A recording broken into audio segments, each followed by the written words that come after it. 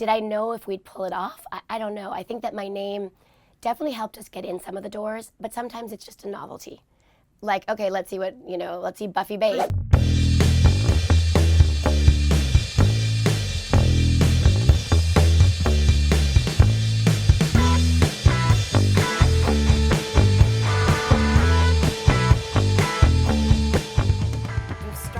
In the industry so young. You were 4 years old in Manhattan, found by a talent scout?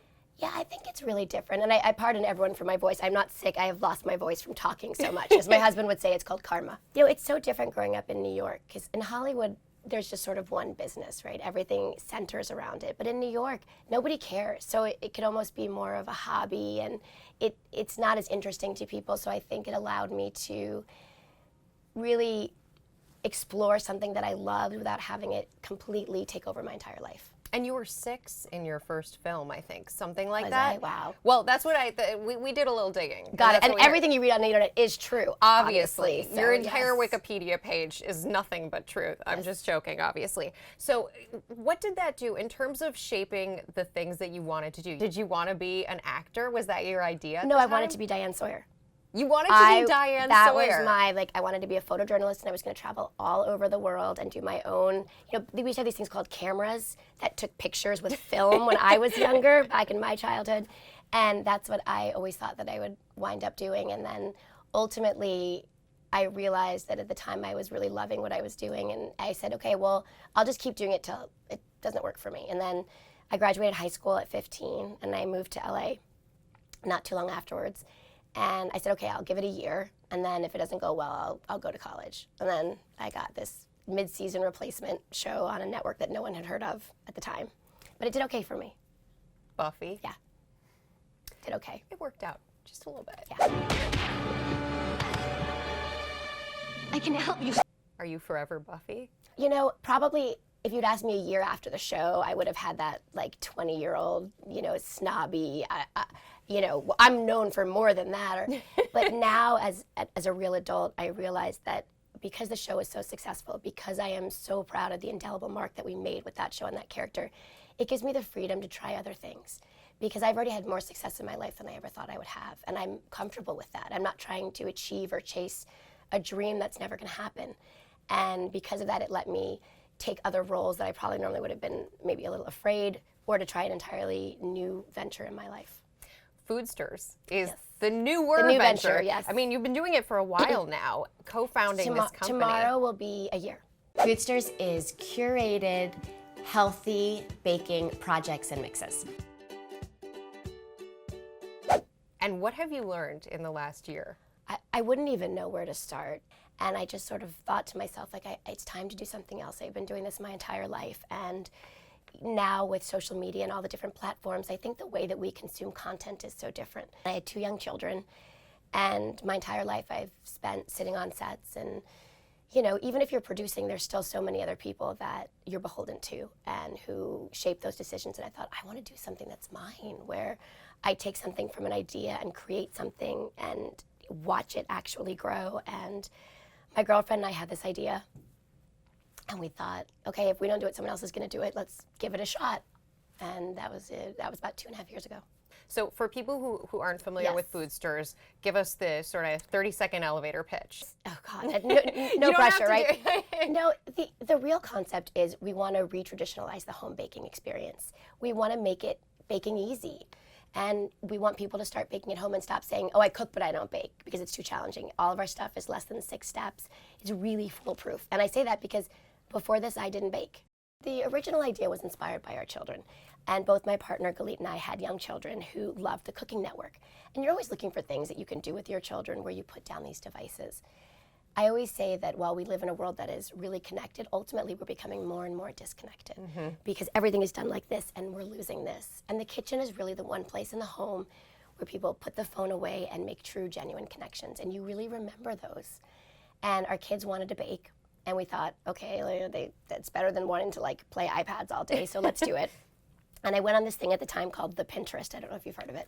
Saw these cute projects, kept trying to click and buy it, which obviously you couldn't at the time. So then I went to the store to go buy a baking mix. I'm pretty crafty, we could figure something out.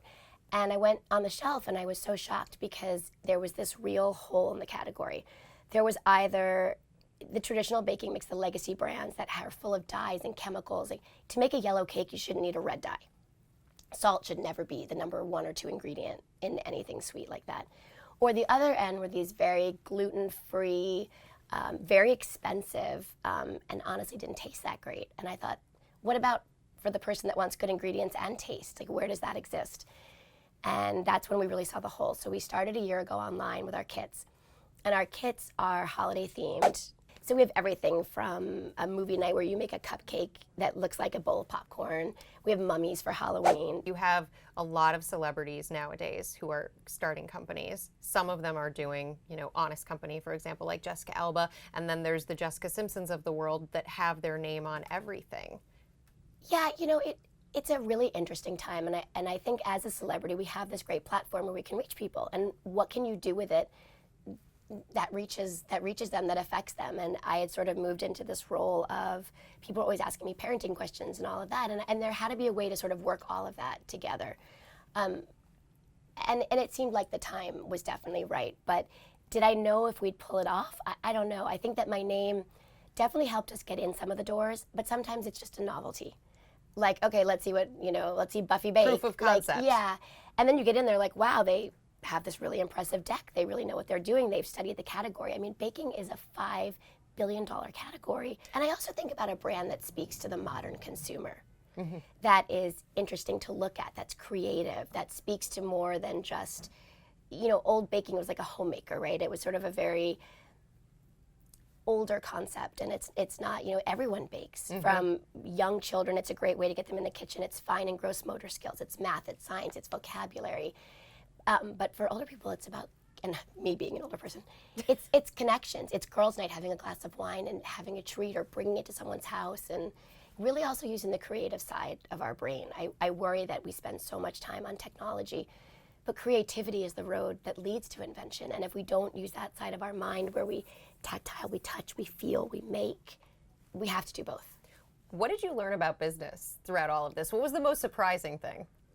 Oh, goodness. I joke that I speak an entirely new language now, from SEO and SEM. And, How did you learn all of that in the first place? I had to, because if this was the business I was going to do, then I had to understand geo-targeting. And I wasn't even on social media. I've only been on Instagram a year and a half. It was really all to sort of learn this world. I think the funniest thing for me was digital targeting. I never actually caught on until recently that I would go to a website and then it would pop up. I thought it would just, it follows you all day long, yeah. I don't think that because I didn't spend enough time really on the internet. And I think that really fascinated me when I was like, oh my God, they know everything about me. They know everything. And that's why they keep sending me all these great clothing to buy. It's not just the internet being nice to me. In this last year, what's the thing that's surprised you the most about the Foodsters experience? I mean, I'm constantly surprised. I'm constantly surprised at my own ability to do things that I didn't think that I could do. It's also understanding an entirely different business. I've really worked to challenge myself. I always say fail is first attempt in learning.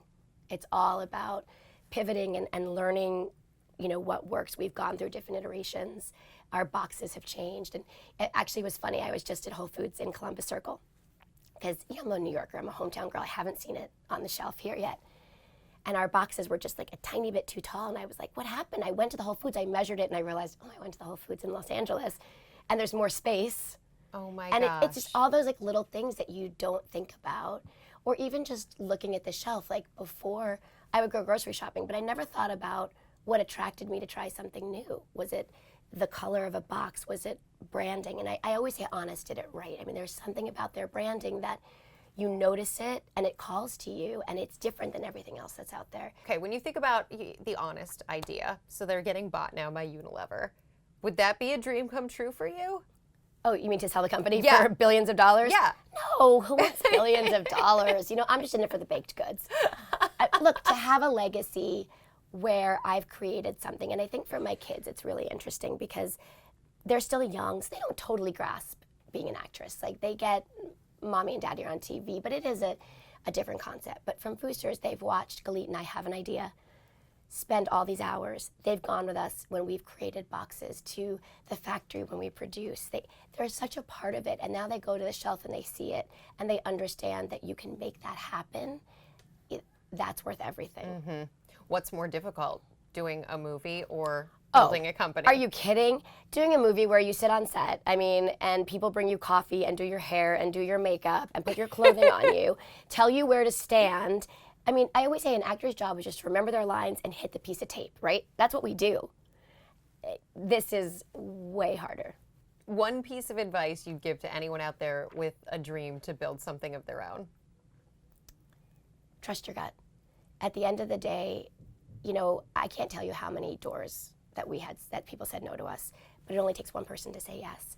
And you can't get discouraged from that, because at the end of the day, if you have this idea and and that's why the advice is so interesting, because we're sort of rewriting our playbook. We're doing things differently. I think it's so clear from hearing you talk that you know this inside and out.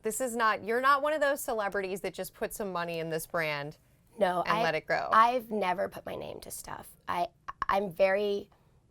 feel like my brand of myself, I've always been very authentic to it. I value the work that I put into my life and my career, and I could never just slap my name on it. Even when I would do a movie or a television show that I wasn't producing, I still took it like it was my baby, and I don't know how to do it any other way.